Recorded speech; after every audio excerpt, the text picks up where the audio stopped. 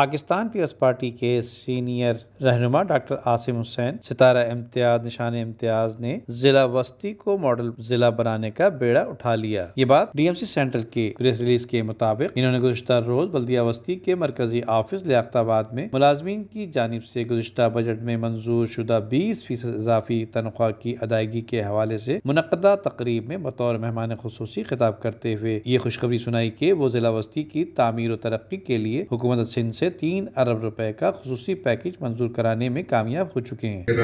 جہاں تک ستم کی یہ سیارات چلے، میرے دوستو،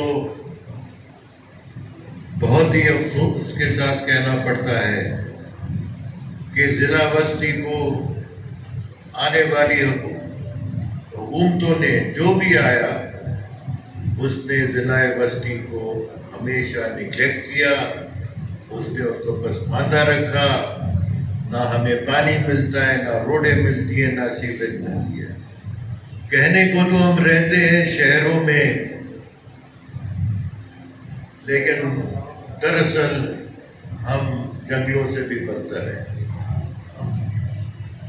میں نے یہ جو کام اٹھایا ہے، اللہ مجھے کتنی توفیق دیتا ہے، کتنے عرصے میں چل سکتا ہوں، یہ تو وقت بتائے گا، بٹ یہ میرا سوشل ورک ڈسٹرکٹ سینٹرل میں ہمیشہ رہے گا۔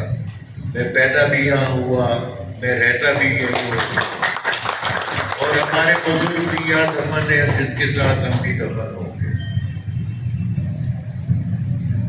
یہ جو میں کام کر رہا ہوں، یہ کام اور میری سوچ پارٹی لیول سے بہت اونچی ہے۔